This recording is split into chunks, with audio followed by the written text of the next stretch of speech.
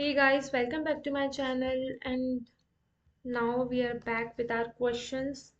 So from today we will be solving TCS NQT के aptitude and reasoning के questions. Okay, as you know कि TCS NQT ने अपनी date announce कर दी है 31 को टीसीएस का पेपर है और हमारे पास बहुत ही कम टाइम बचा है कि हम एक एक टॉपिक के में जाके ऑल क्वेश्चंस कवर करें. Therefore I had decided to revise only the PYQ questions of aptitude, okay, which has been mostly asked in previous 2-3 years of NQT. तो हम वही क्वेश्चंस को यहाँ पे फोकस करने वाले हैं. ओके, तो starting with the first topic that is number system. See, firstly I will tell you कि कैसे with the formula we can solve the question, and also along with that I will explain the small small tips in between कि उससे कैसे अपन solve कर सकते हैं जिससे आपका टाइम बचेगा. ओके, तो without making any delay, let's start with our question number 1. So in this topic we are going to cover the questions of number system. Okay, so our first question is कि consider an expression 999 to the power 2 if there are total 2029s, then find the following. एक expression दिया है और जिसमें 20209 है, उसका square. ये एक ऐसा एक्सप्रेशन दिया है, हमको बताना है कि उसमें टोटल नंबर ऑफ डिजिट्स कितने हो गए एक्सप्रेशन में, उसकी वैल्यू क्या होगी और जितने डिजिट्स होंगे उनका सम क्या होगा. ओके, तो देखा जाए तो इसको सॉल्व करने का एक फॉर्मूला होता है. ठीक है, फॉर्मूला क्या होता है, 10 की पावर n-1 का स्क्वायर. इसको हम कैसे लिख सकते हैं, 10 a माइनस बी का square, as you know, A का square minus 2ab plus B का स्क्वायर. ठीक है, ये फॉर्मूले से सॉल्व कर सकते हैं. तो यहाँ पे अगर इस एक्सप्रेशन को मैं इस फॉर्मूले में ब्रेक करूँ तो ये क्या होगा, 10 की पावर n, मतलब कि 10 की पावर 2020, क्योंकि यहाँ पे क्या बोला है, कितने नंबर ऑफ नाइन है यहाँ पे हमारे पास, 20209 से. तो 10 की पावर 2020 -1, इसका स्क्वायर. ओके, ये कितना होगा, ये कितना कहलाएगा, मतलब क्या होगा, 10 की, एज यू कैन सी यहाँ पे इतना लिखने से अच्छा, इस फॉर्मूले में अगर मैं ब्रेक कर दूं, मेरे इस एक्सप्रेशन को अगर मैं इस फॉर्मूले में ब्रेक कर दूं तो मुझे ये मिलेगा. ठीक है, और यहाँ से और फिर मैं फर्दर इसको सॉल्व करके आंसर ला सकती हूँ, लेकिन ये बहुत ही ट्रिकी और ऐसा हो जाएगा ना कि नॉट ट्रिकी, इसमें क्या होगा, बहुत ज़्यादा कैलकुलेशन लगेगा, बहुत ज़्यादा टाइम आपका वेस्ट होगा. तो अब मैं आपको यही क्वेश्चन को एक ट्रिक से सॉल्व करना सिखा रही हूँ. तो व्हाट इज द ट्रिक, सी, 9 का स्क्वायर क्या होता है, 9 का स्क्वायर होता है 81. ओके, 81. अगेन 99 का स्क्वायर कितना होता है, 99 का स्क्वायर कितना होता है, 99 का स्क्वायर होता है 9801. 9801. 999 का स्क्वायर कितना होता है, 999 का स्क्वायर कितना होता है, वेट अ मिनट, दिस 999, इसका पूरे का स्क्वायर, इसका स्क्वायर होता है 99801. ओके, तो आपको यहाँ पे एक पैटर्न दिख रहा है, 9 का स्क्वायर 81 होता है. ठीक है, अगर दो बार 9 है, मुझे दो 9 का स्क्वायर करना है, तो उसका स्क्वायर क्या होगा, एक बार 8, 1 तो एज इट इज रहेगा, जितने नंबर ऑफ नाइन्स है -1 उसके पहले आ जाएगा, जैसे कि एक 9 8 के पहले, एक 0 1 के पहले. अगर मेरे को 999 का स्क्वायर करना है तो 8 और 1 तो मेरा हर केस में एज इट इज रहेगा, दो 9 पहले आ गए, एज नंबर ऑफ जितने नाइन है -1 9 हर डिजिट के पहले लाना है, 8 और 1 के. 8 के पहले दो 9 आ गए, 1 के पहले दो 0 आ गए. आई hope so you got it कि पैटर्न क्या है. अब सिमिलरली अगर मुझे इसको सॉल्व करना है तो यहाँ पे 20209 से, तो इसमें क्या होगा, इसका आंसर क्या होगा मेरा, यहाँ पे मेरे पास आ जाएगा 2020 -1, मतलब कि 2019, 2019, इतने टाइम्स मेरे पास यहाँ पे 9 आ जाएंगे, इतने टाइम्स मेरे पास यहाँ पे 9 आ जाएंगे, फिर एक 8 होगा, फिर सेम नंबर ऑफ टाइम्स मेरे पास यहाँ पे क्या आ जाएगी, 0 और 1. तो एज यू कैन सी ये बहुत ही जल्दी निकल गया मेरे पास ये क्वेश्चन. ठीक है, तो ये समझ आ गया आपको? Okay, good. तो see, moving to next question. Next question क्या है? क्यूब करना है। क्यूब करना ही वही, इसका भी फॉर्मूला था जैसे हमने ऊपर a माइनस बी के होल स्क्वायर के फॉर्मूले से किया था। यहाँ पे ये अगर फॉर्मूले से करना जाए तो a माइनस बी के होल क्यूब का फॉर्मूला से सॉल्व हो सकता है, लेकिन मैं बिना फॉर्मूले से आपको करके बताती हूँ। जैसे जैसे हमने स्क्वायर का किया है, सॉरी, जैसे हमने स्क्वायर का किया है, ओ सॉरी क्या हो गया, जैसे हमने स्क्वायर का किया है वैसे ही अब हम क्यूब का भी करने वाले। Okay, wait a minute.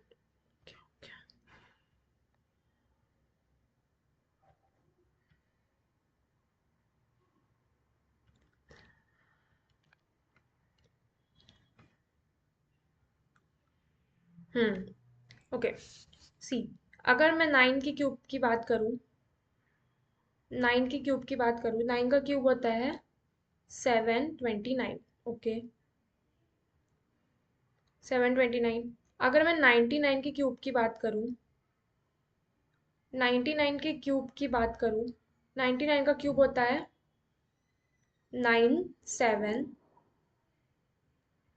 0 2 9 अगर मैं 999 की क्यूब की बात करूँ, दैट इज 999।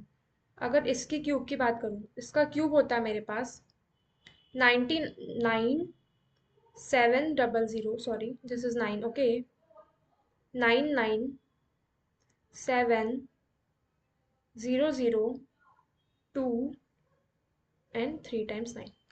यहाँ पे भी आपको एक पैटर्न दिख रहा होगा कि जो 9 का क्यूब है उसमें जो डिजिट्स आती है वो डिजिट एज इट इज होगी, दैट इज 7 to 9। फिर जितने नंबर ऑफ नाइन्स है उससे -1 9 हर डिजिट के पहले में लग जाएगा और बीच में जीरो। जैसे कि यहाँ पे दो नाइन थे तो 7 के पहले एक 9 लग गया, 9 के पहले एक 9 लग गया और बीच वाले प्लेस पे zero. As you can see, 999 के क्यूब में भी 7 to 9 तो एज इट इज होगा। 7 के पहले दो 9 लग गए, 9 के पहले दो 9 लग गए, 2 के पहले दो जीरो लग गए। जितने भी नंबर ऑफ डिजिट्स का क्यूब करना है उससे -1 डिजिट्स, -1 9 और जीरो हर डिजिट के पहले लगाना है। ठीक है, तो भाई अगर यहाँ पे 20209 है तो मुझे मिलेगा यहाँ पे 201, मतलब 2019 टाइम्स 9 आएगा। देन मेरा यहाँ पे 7 आ जाएगा, फिर मेरा 2019 टाइम्स जीरो आएगा, देन 2 आ जाएगा, फिर 2019 टाइम्स 9 आएगा, देन 9 आ जाएगा। ठीक है, okay, I hope so you got it.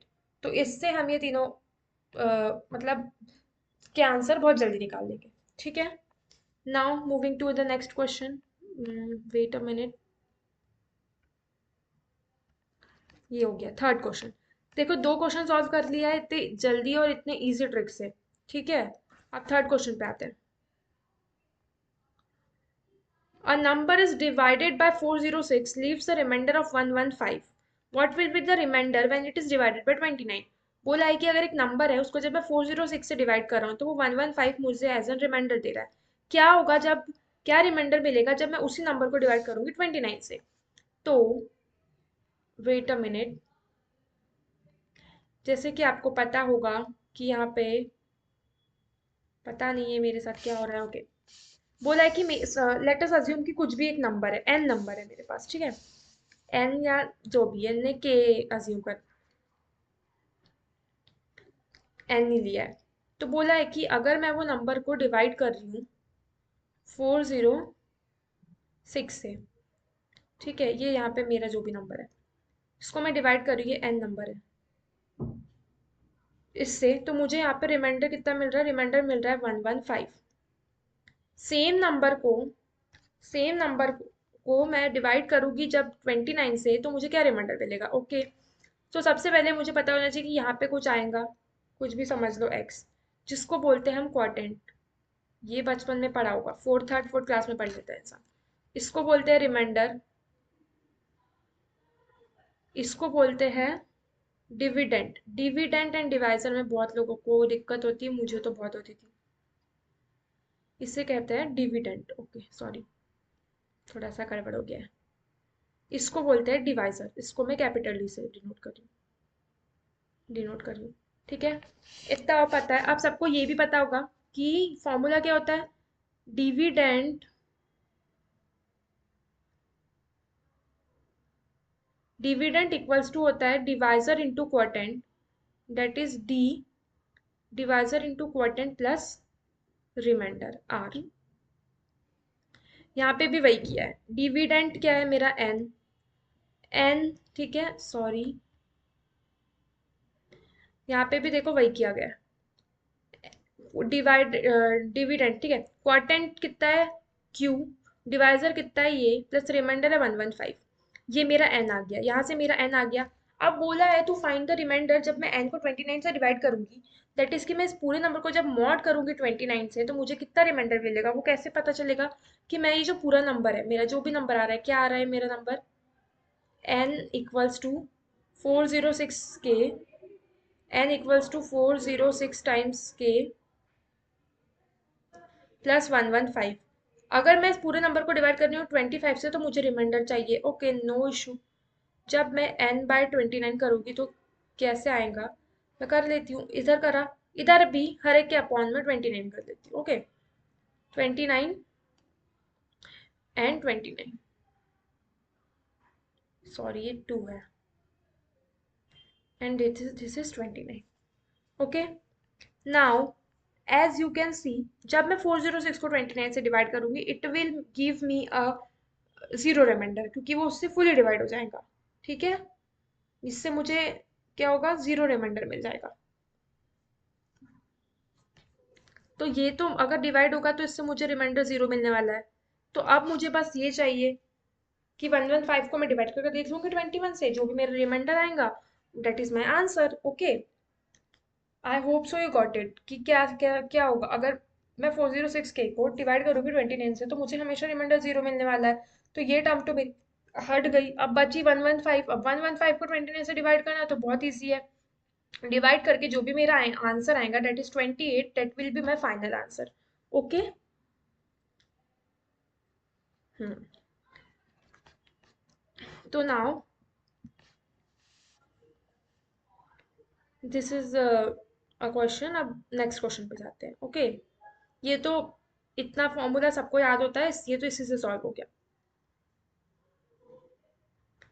Moving to next question, that is the number this where a and b are the single digits, the given number is divisible by 72, then the number of factors of a plus b is। अच्छा, बोला गया है कि मेरे पास एक number है जहाँ पे a और b मिसिंग वैल्यू है, पर बोला है कि a और b एक सिंगल डिजिट्स है। ठीक है, जिस और ये जो नंबर है पूरा, ये नंबर को जब मैं डिवाइड करूंगी 72 से, बोला है कि सॉरी, ये नंबर 72 से फुली डिविजिबल है, मतलब पूरा डिवाइड होके मुझे रिमाइंडर जीरो दे देता है। ठीक है, तो अब मुझे बताना है कि ए और बी में बी के टोटल नंबर ऑफ फैक्टर्स कितने होंगे। तो this is again very easy question. सबसे पहले मुझे ए और बी की वैल्यू पता होनी चाहिए। ठीक है, ए और बी की वैल्यू कैसे पता चलेगी, देखो अगर कोई नंबर, सबसे पहली बात तो ये होती है, कभी भी याद रखना आप लोग, सबसे पहली बात ये होती है कि अगर मेरा कोई नंबर है, समझ लो कुछ भी नंबर है एन, अगर ये मेरा नंबर डिवाइड हो रहा है पी से, N by P equals to अगर मुझे जीरो मिल रहा है, तो जो मेरा एन है वो पी के सारे फैक्टर से भी डिवाइड होगा। अगर मेरा नंबर पी मेरे एन को पूरा डिवाइड कर सक रहा है, तो पी के जितने भी फैक्टर है उससे भी मेरा एन फुल्ली डिविजिबल होगा। दिस इज एन, कुछ भी समझ लो कि एक रूल समझ लो या कुछ भी, लेकिन ये बहुत इंपॉर्टेंट चीज है नोटिस करने के लिए, जो आगे के बहुत क्वेश्चन में काम आने वाली है। ठीक है, तो अब वही बोला है कि मेरा एक नंबर दिया है यहाँ पे मुझे, ए 4 5 3 1 एंड बी।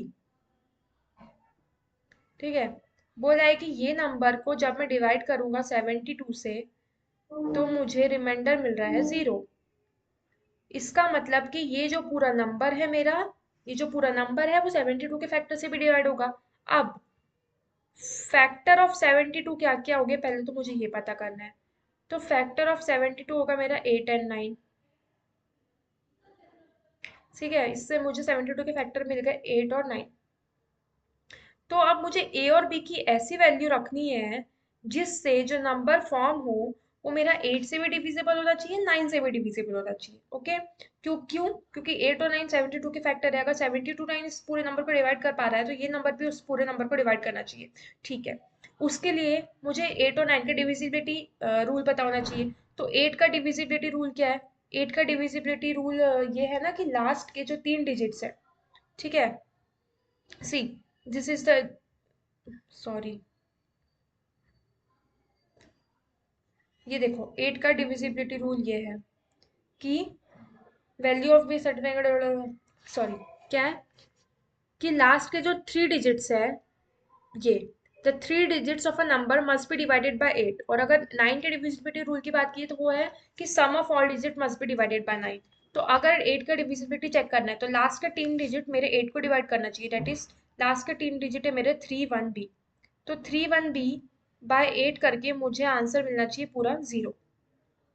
तो ये बहुत इजी क्वेश्चन है। मैं क्या करूँगी, सबसे पहले मुझे क्या करना है, मैं बी की पहले 0 वैल्यू रख के देखूंगी, 3 1 0 डिवाइड हो रहा है नहीं, 1 वैल्यू रख के देखूंगी हो रहा है नहीं, लेकिन अगर मैं 2 रखूंगी, 3 1 2 अगर मैं रख रही हूँ तो मेरा डिवाइड हो रहा है, ठीक है। या फिर अब ये कैसे चेक करना है, 0 1 2 3 रख के चेक करना है, नहीं, इसका भी बहुत इजी सा चीज देखो, ये 3 1 बी ले लो, यहाँ पे 3 1 बी ले लिया मैंने, ठीक है, ये मेरा 8 हो गया। अब 8 के टेबल में 31 नहीं आता, तो 8 3 ले लेती हूँ मैं, 8 3 24, ये माइनस करूंगी, यहाँ पे आ गया मेरा 7, और ये बी मैंने नीचे डाल दिया। अब आप बी की वैल्यू पुट करो, क्योंकि अब इजी हो गया ना कि अब बी की वैल्यू 0 रखूंगी। 8 के टेबल में 0 आता है, 70 आता है नहीं, 71 आता है नहीं, 72 आता है 8 के टेबल में, कितनी बार में आता है, 9 बार में। तो अगर मैंने बी की वैल्यू 2 रख रही हूँ तो 8 से डिवाइड हो रहा है, विच मीन्स कि मुझे यहाँ से पता चल गया कि मेरे बी की वैल्यू क्या है, बी की वैल्यू है 2, ठीक है। Now the value of B is 2, okay, B की वैल्यू मिल गई।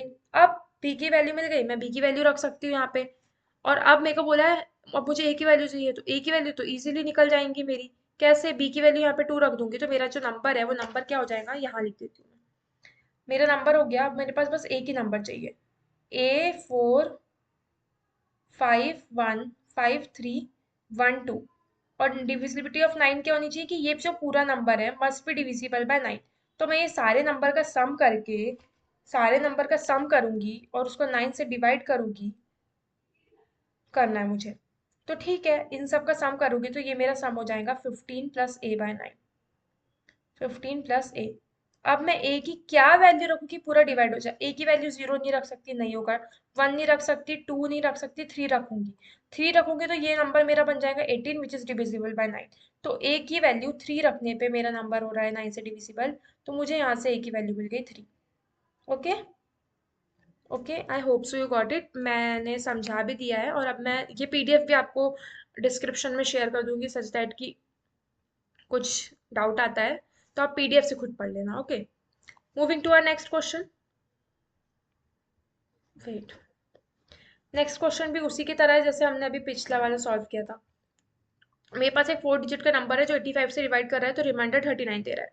अगर सेम नंबर को 17 से डिवाइड करूंगी तो रिमाइंडर क्या होगा। तो समझ लो मेरे पास एक 4 डिजिट का नंबर, कुछ भी नंबर है, एन नंबर है, इसको मैं 85 से डिवाइड कर रही हूँ तो मुझे रिमाइंडर दे रहा है ये 39, 39। अगर मैं 17 से डिवाइड करूंगी तो कितना रिमाइंडर देगा, ये फॉर्मूला सबको पता होगा, इतना नहीं भी पता है, अगर प्रीवियस क्वेश्चन पे किसी ने ध्यान दिया है तो वो ये आसानी से सॉल्व कर देगा। वो क्या करेगा, वो बंदा स्मार्ट बन के 39/17 करेगा, और जो भी आंसर आएगा डेट इज माई आंसर। अगर कोई स्मार्ट बंदा होगा ना जो ऊपर मेरा ध्यान दे रहा होगा मेरी बातों पे, तो वो ऐसे ही कर लेगा, बिना इतना टाइम वेस्ट नहीं करेगा कि फॉर्मूला भी लिखूं और ये सब करूँ, ये सब फालतू के चोचले नहीं करेगा वो, ठीक है। ओके, तो वही क्वेश्चन है। तो ऐसे करके आज हमने कुछ, समझ लो, 3 नए टॉपिक पढ़े हैं, ठीक है, हर एक टॉपिक का एक एक क्वेश्चन पढ़ा है, ठीक है, नंबर सिस्टम में। तो नंबर सिस्टम का थोड़ा बहुत तो चीज़ आपको कवर हो गई। अब जो बाकी क्वेश्चंस पूछे जाते हैं नंबर सिस्टम में वो इसी के अराउंड रिवॉल्व करते हैं। ये तो पीवाईक्यू क्वेश्चंस थे, लेकिन कुछ नहीं से, तो आई होप सो कि किसी को वीडियो देखने से कुछ तो समझ आया होगा। बाकी ये पीडीएफ तो मैं शेयर ही कर देना है डिस्क्रिप्शन में, तो आप खुद से भी पढ़ सकते हो, ठीक है। अब हम नेक्स्ट टॉपिक पे आते हैं अपने, that is elementary statics. Okay, so here we are going for the next topic, that is elementary statistics. So अभी हमने नंबर सिस्टम के क्वेश्चंस देखे, अब हम देखने वाले हैं एलिमेंट्री स्टैटिस्टिक्स के क्वेश्चंस, ठीक है। Moving to our first question is, in a 50 numbers 10 are 3, 15 are 4s, 18 are 5s and the remaining are 6, If A, B, and C respectively represent the mean, mode, and median of the data, what is the value of A plus ये sorry ऐसे कर देते what is the value of A plus 2B minus C? ठीक है, लेकिन ये question solve करने से पहले आपको पता होना चाहिए मीन मीडियन मोड क्या होता है। बचपन में पढ़ा होगा, ठीक है, मैं डेफिनेशन बता के टाइम वेस्ट नहीं कर पाती, मैं बस आपको कुछ ट्रिक बता दे मतलब कुछ इंपॉर्टेंट सॉरी बता रही हूँ कि देखो, जो मीडियन होता है ना, मीडियन हमेशा वन होता है। सॉरी, मीडियन कभी वन नहीं हो सकता। मीन की बात करी जाए, मीन भी नहीं हो सकता। मीन मीडियन मोड, मोड की बात करी जाए तो मोड कभी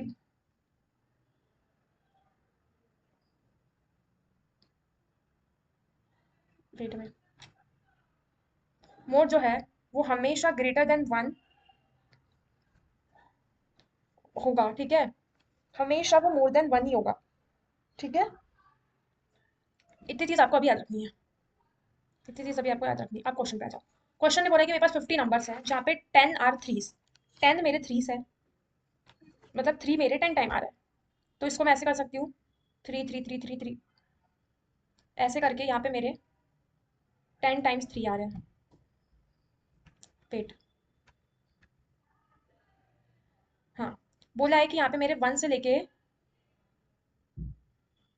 10 टाइम तक 3 आ रहे हैं, ठीक है।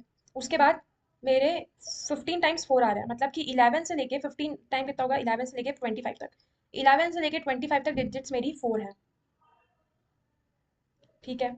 उसके बाद है 18 और 5, मतलब अगली 18 डिजिट्स मेरी 5 है, मतलब कि 26 से लेके 43, इतनी डिजिट्स मेरी 8 है, ठीक है। उसके बाद 44 से लेके 50 डिजिट्स, मतलब कि बाकी जो रिमेनिंग है 44 से लेके बाकी 50 जो है वो मेरी रिमेनिंग 6 है। ये 50, ये मेरे 6 है, ठीक है। ओके, मीन निकालना है मुझे, मीन निकालना है। मीन कैसे निकलेगा, 10 टाइम्स मेरे 3 आ रहे हैं, ठीक है, ओके, नो इशू। 18 टाइम्स मेरे पास 4 आ रहा है, 15 टाइम्स मेरे पास 4 आ रहा है, ठीक है। उसके बाद 8 मेरे 26 फोर्टी तक 8 है, 44 से नेक्स्ट मतलब जितने भी है फिर 6 है। तो सबसे पहले मैं निकाल रहा हूँ मीन। मीन क्या होता है, सम ऑफ ऑल वैल्यू, ठीक है, sum of all value in the set upon number of value. तो नंबर ऑफ वैल्यू कितनी है मेरे पास यहाँ पे 50 है, और सम ऑफ वैल्यू तो मैं निकाल सकती हूँ, 3 मेरे 10 टाइम्स आ रहा है, 3 इंटू 10 प्लस 4 मेरे 15 टाइम आ रहा है, तो 4 इंटू 15, 4 इंटू 15 प्लस मेरा 8 आ रहे कितने टाइम्स, सॉरी, हाँ 5 आ रहे 18 टाइम्स, तो 5 इंटू 18 ऐसे करके मेरे को क्या मिल गया, ये मुझे मीन मिल गया। 5 इंटू 18 प्लस 6 आ रहा है मेरे बचे हुए मेरे 6 आ रहे हैं, 6 इंटू 7 टाइम 7 डिजिट्स बच रहे हैं ना। This is my mean, okay. Mean निकल गया मेरा यहाँ से, जो भी निकलेगा, ठीक है। Talking about mode, now what is mode? Mode है कि जो value that occurs most often in a set of numbers, ठीक है, या फिर मोस्ट फ्रीक्वेंट अकरिंग वैल्यू मेरी मोड होती है, जो मैक्सिमम टाइम आ रहा है। तो यहाँ से मुझे पता है कि मेरा 5 ही है जो मैक्सिमम टाइम आ रहा है, तो this 5 will be my mode, this is my mode, ठीक है। अब टॉकिंग अबाउट मीडियन, मीडियन क्या होता है, जो middle value in set of numbers, ठीक है, मीडियम मिडल सॉरी मिडल वाली वैल्यू, जो दो मतलब जैसे कि अगर मेरे पास 5 नंबर्स है तो इधर से 2 डिजिट छोड़ के, इधर से 2 डिजिट छोड़ के मेरी थर्ड नंबर पे जो वैल्यू की वो मेरी मीडियन कहलाती है। तो अब मुझे मीडियन कैसे मिलेगा, 50 डिजिट्स है मेरे पास, ये मैं थोड़ा ऐसे ऊपर कर देती हूँ। 50 डिजिट्स है मेरे पास, 50 डिजिट्स में से वेट 50 डिजिट्स में से मेरे पास मिडल वाली डिजिट्स मतलब मिडल वाली टर्म्स क्या हो जाएंगी मेरी, 25th टर्म हो जाएंगी, ठीक है, और 26 टर्म हो जाएंगी मेरी मिडल वाली टर्म, क्योंकि 50 इज माई ऑड नंबर, उसमें कोई मिडल टर्म ही नहीं होगी। तो 25th प्लस 26 मेरी हो गई उसकी मिडल टर्म, अपॉन में 2, सॉरी 2 टर्म आ रही है ना, क्योंकि अब 25th और 26 टर्म पे क्या आएगा मेरा, 25th टर्म पे होगा मेरा 4, और 26 टर्म से शुरू हो रहा है मेरा 8, तो डेट इज 26 टर्म पे होगा मेरा 8 डिवाइडेड बाय कितनी वैल्यू से 2, 4 प्लस 8/2, जो भी होगा वो मेरा होगा मीन। मीन निकल गया, मोड निकल गया, अभी होगा मेरा मीडियन, ओके। नहीं समझ आया, ठीक है, कोई बात नहीं, कोई मुश्किल की बात नहीं है। अभी समझाती हूँ जो इसमें लिखा है, ये थोड़ा मैंने ऐसे ऐसे करके थोड़ा कॉम्प्लिकेट बना दिया होगा, ठीक है, अभी समझ आ जाएगा आपको। वेट और मिनट, देखो, मीन का फॉर्मूला क्या होता है? यही sum of all values upon total number of values. Formula होता है, मोड का फॉर्मूला होता है हाईएस्ट वैल्यू, हाईएस्ट फ्रीक्वेंसी जो आ रही है। मीडियन का फॉर्मूला होता है मिडल टर्म। तो मीन मैंने कैलकुलेट कर दिया, मोड मेरे को कैलकुलेट हो गया। अब मीडियन निकालने के लिए वही मैंने आपको बताया कि मिडल की टर्म लेना है। तो 25th और 26th टर्म मेरी वो आ रही है, उसको मैंने ले लिया, और दो टर्म है इसलिए डिवाइडेड बाय टू, तो इससे मेरा मीडियन निकल गया। As you can see 25th term मेरी 4 होगी, 26th टर्म मेरी 5 होगी, divided by two 4.4 is my median. अब इन तीनों की वैल्यू पुट करके मैं वो एक्सप्रेशन सॉल्व कर सकती हूँ। Okay, moving to next question is identify the statement which is not true. See, it is compulsory to have mean, mode and median for a given data set. First statement. Second is we cannot have more than one mean, one median and one mode for the given data set.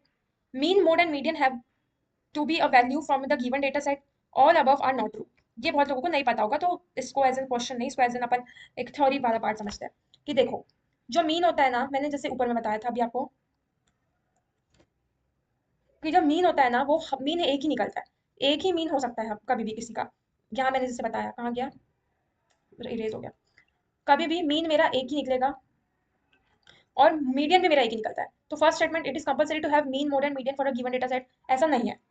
Mean और मतलब mean हो सकता है data set के पास, wait, data set के पास हमेशा mean होगा ही होगा, मीडियन भी होगा, लेकिन उसका मोड, मोड जीरो भी हो सकता है। Mode can be zero, this mode can be zero. तो ये स्टेटमेंट तो मेरा रॉन्ग हो गया। सेकंड है कि we can not have more than one mean, one median and one one mode for a given data set, गलत। Mean हमेशा एक होगा, सही है, मीडियन हमेशा एक होगा, सही है, लेकिन हमारे पास जो मोड है, हम एक से ज्यादा मोड हो सकता है, तो ये स्टेटमेंट भी गलत हो गया। थर्ड है कि mean, mode and median have to be the value from a given data set, बिल्कुल गलत है। इट इज नॉट कंपलसरी कि mean, median, mode should be the value from the given data set only, it can be any value. Okay, तो again this is also wrong, तो मतलब last वाला ही मेरा true हो गया। ठीक है, यहाँ पे देखो, यहाँ पे आपको जो मैंने बोला है ना, यहाँ पे वो लिखा भी है, अच्छे से आप पढ़ लेना जब मैं ये डिस्क्रिप्शन में पीडीएफ शेयर कर दूंगी। ओके, ठीक है, moving to the next question is question number 3। Sorry, the salary in rupees of 10 employ in a company per day is, 10 employ है, हर एम्प्लॉय की पर डे की सैलरी इतनी है। What is the standard deviation in the above data? Standard deviation, I hope सो कि standard deviation सबने बचपन में पढ़ा होगा। स्टैंडर्ड डेविएशन का फॉर्मूला क्या होता है, पता है? Yes, S Q R T, इसे लिख के भी समझा देते हैं, वेट। स्टैंडर्ड डेविएशन का फॉर्मूला, इसको अपन ऐसे इससे डिनोट करते हैं। और अगर इसकी फॉर्मूला की बात की जाए, तो इसका फॉर्मूला होता है under root of summation of X I minus, sorry, X I minus mu का स्क्वायर, म्यू का स्क्वायर, म्यू मतलब मीन का square, upon total number of term, और इसका पूरा का square. This is the formula of standard deviation. तो सबसे पहले मैं इसका मीन, सॉरी, देखिए यहाँ पे सब कुछ लिखा भी है, मैं मतलब समझा तो रही हूँ, जो बोल रही हूँ वो सब लिखा भी है यहाँ पे। मैंने मीन कैलकुलेट कर लेना है। स्टेप टू में वेरियंस कैलकुलेट करना है, इसको x I minus new square को हम वेरियंस बोलते हैं। ठीक है, मीन निकल गया। वेरियंस कैसे निकलेगा, हर टर्म में से मुझे मीन माइनस करना है। ठीक है, एक्स आई मतलब कि फर्स्ट में से मेरा जो भी मीन आएगा, 3 आ रहा है मेरा मीन, सॉरी, जो भी मेरा मीन आएगा, मीन माइनस करना है। नेक्स्ट टर्म में से मीन माइनस करना है, ऐसे करके मुझे वेरियंस निकल जाएगा, और उसका मुझे सम लेना है वो सारी टर्म्स का। वेरियंस निकल गया, वेरियंस निकाल के फॉर्मूला में पुट करके मेरे को स्टैंडर्ड डेविएशन मिल जाएगा। दिस इज अगेन इजी, ये पूरा फॉर्मूला बेस्ड था कि इसमें हमको ये फॉर्मूला याद होना चाहिए। ठीक है, एलिमेंट्री स्टैटिस्टिक्स में कुछ बेसिक फॉर्मूले हैं ये टॉपिक के, जैसे कि मीन मीडियन मोड हो गया, स्टैंडर्ड डिवीजन का हो गया, मीन मीडियम मोड कितने होते हैं, ये सारी चीजें पता होनी चाहिए, इसमें कोई ट्रिक ट्रिक काम नहीं करती है। ओके, बोलोगे कि आपने कहा था कि ट्रिक बता रहे हो, ट्रिक बता रही हूँ, ठीक है, पर यहाँ पे कोई ट्रिक काम नहीं कर रही है आपकी। Next question, question 4, the mean of a set of data is 5। एक कोई डेटा है जिसका मीन मेरे पास 5 है। What will be the mean of mean if 10 is subtracted from each data point? देखो, बोला है कि एक सेट ऑफ डेटा है जिसका मीन मेरे पास 5 है, तो क्या वैल्यू होगा, व्हाट, हाँ, मीन क्या होगा कि अगर उस सेट ऑफ डेटा के हर एक वैल्यू में से मैं 10 को माइनस करूँ। तो इस क्वेश्चन को सॉल्व करने के लिए भी सबसे पहले हमें ये पता होना चाहिए कि if a constant value is added और subtracted from each data point the mean also increases और decreases by the same constant. Okay, अगर मेरे पास मीन है, कुछ भी नंबर ले लो, लेट्स से कि कोई सीरीज है मेरे पास, दैट इज 2, 3, 4, 5। ठीक है, ये सीरीज है मेरे पास। इसका मीन, अगर मेरे पास इसका मीन मेरे पास आ रहा है कुछ भी, अभी के लिए मैं अज्यूम कर रही हूँ 2।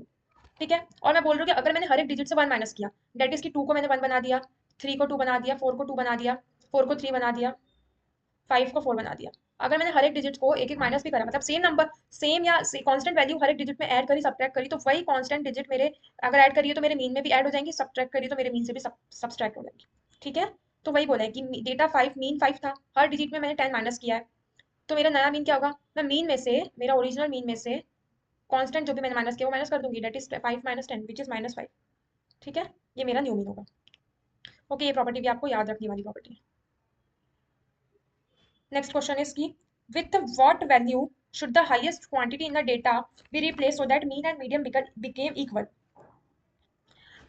क्या वैल्यू, इस डेटा की कौन सी वैल्यू को हम रिप्लेस करें कि उसका मीन और मीडियम एक हो जाए? मीन तो सबसे पहले यहाँ पे मीन का फॉर्मूला लिखा है, बताया गया है मीडियन का फॉर्मूला। तो इसको सॉल्व करने के लिए, ठीक है, अब मीन और मीडियन में से मीडियन क्या होता है? Middle value. मिडल वैल्यू क्या है यहाँ पे? 1 2 3 4 5 6 7 8 नंबर ऑफ टर्म है, सो मीडियन वैल्यू तो फोर्थ और फिफ्थ टर्म का वो होगा, दैट इज 33.5। और मीन क्या निकलता है मेरा? मीन कैसे निकलता है? Sum of all value divided by total number of values. तो with the what value should the highest quantity data, हाँ हाईएस्ट क्वांटिटी मतलब 65। तो बोला है कि 65 को किस वैल्यू से रिप्लेस करें कि मीन और मीडियन मेरा सेम हो जाए? तो 65 को रिप्लेस करना है। सबसे पहले मैंने नंबर को यहाँ पर असेंडिंग ऑर्डर में अरेंज कर लिया, ठीक है। उसके बाद मैंने उसका मीडियन निकाल लिया, मीडियन निकाल लिया। अब मुझे न्यू वैल्यू चाहिए जिससे मैं रिप्लेस करूँ। तो न्यू वैल्यू कैसे निकलेंगी? मेरी मीडियन इंटू एन, एन मतलब कि total number of term, minus sum of existing values excluding highest. ये नहीं समझ आ रहा होगा ना, मैं बताती हूँ, wait a minute, no worry. देखो सबसे पहले मैंने मीडियन निकाल लिया, ठीक है, ये मेरा मीडियन आ गया, इसको नोट करके रखना। अब मेरा मीन निकाल रही हूँ, ठीक है, मीन भी निकलेगा मेरा यहाँ से, मीन हो गया मेरा, मीन निकलेगा मेरा 35 अगर मैं उस टर्म इस सीरीज का मीन निकालूंगी तो मीन इज मेरा 35। अब मीडियन को तो चेंज नहीं कर सकते बिकॉज हमको जो चेंज करना है, मीडियन मेरा कैसे निकला है? ये मीडियन मेरा कैसे निकला है? 32 प्लस 35, 32 प्लस 35 को डिवाइड करूंगी 2 से, तो मेरा मीडियन आया है, डेट इज 33.5। अब मैं यहाँ पे बोला है कि किस मतलब क्या हाईएस्ट क्वांटिटी को चेंज करना है, ठीक है, किससे चेंज करना है कि हमारा मीन और मीडियन इक्वल हो जाए? तो या तो मैं एक काम करती हूँ, मीन दोनों मीन को मैं 33.5 बना लूंगी, या तो मैं दोनों मीन को 35 बनाना है मुझे। लेकिन मैं 33.5 को छेड़ नहीं सकती। क्यों नहीं छेड़ सकती? क्योंकि बिकॉज अगर मैंने यहाँ पे चेंज करा, ठीक है, मैंने यहाँ पे चेंज किया करूंगी तो मेरी सारी वैल्यू चेंज हो जाएंगी। लेकिन क्वेश्चन में क्या बोला है कि चेंज जो होना है वो मेरी हाईएस्ट वैल्यू पे होना है, और इसमें मेरी हाईएस्ट वैल्यू आ रही है क्या? नहीं आ रही है। इसमें मेरी हाईएस्ट वैल्यू आ रही है क्या? नहीं आ रही है। इसलिए मैं इसको तो चेंज नहीं कर सकती, ठीक है। चेंज क्योंकि अगर मैं, मुझे क्वेश्चन में साफ साफ बोला है हाईएस्ट वैल्यू को चेंज करना है। 32 is not the highest value of the series and 35 is also not the highest value of the series. तो ये दो वैल्यू चेंज नहीं होगी, मतलब मेरा मीडियन तो 33.5 ही रहेगा। अब मुझे मीन को चेंज करना है। मीन को क्या करना है? 33.5 करना है 35 से। 35 से मुझे मीन को क्या लाना है? 33.5। 33.5 अभी ऊपर एक प्रॉपर्टी पड़ा था कि मीन को 33.5 हो गया, मतलब इससे कितना माइनस हुआ? 1.5 का डिफरेंस है, तो माइनस हुआ। तो वही, अब मुझे हर एक नंबर, अब मैं क्या करूंगी, जितना मीन मेरा माइनस हुआ है उतना ही मेरे को हर एक नंबर से हटाना है, ठीक है। तो मैं क्या करूंगी, हम क्या कर सकते हैं, we can reduce 1.5 from each number. हम 1.5 को हर एक नंबर से रिड्यूस कर सकते हैं। सबसे पहले तो यहाँ पे टोटल नंबर ऑफ टर्म कितनी है? 8। तो 1.5 into 8 which is equals to, sorry, which is equals to 12। तो अब मुझे हर एक नंबर से मैं 12 माइनस करूंगी तो मेरा मीन और मीडियन उस केस में इक्वल होगा। कैसे? 65 माइनस 12 करती हूँ मैं, दैट इज मेरा 53। 65 को 53 से रिप्लेस करके अब आप कैलकुलेट करके देखना आंसर क्या आता है, ठीक है। I hope so you got it. Now moving towards the next question, the last question I hope so इसका, that is yes, sixth question. What is this question? The difference between the mean and median of the given data. अच्छा, mean और median के बीच का difference यहाँ पे दिया है, नहीं बताना है हमको। तो ठीक है, डेटा दिया है, मीन कैलकुलेट कर सकती हूँ, मीडियन कैलकुलेट कर सकती हूँ, डिफरेंस आप खुद ही निकाल के बता दोगे। बहुत ही फुद्दू सा क्वेश्चन है वैसे। लास्ट में एक आधा क्वेश्चन ऐसा दे देते हैं ये चेक करने के लिए कि आप ऊपर से सही पढ़ते आ रहे हो या नहीं आ रहे हो, ठीक है।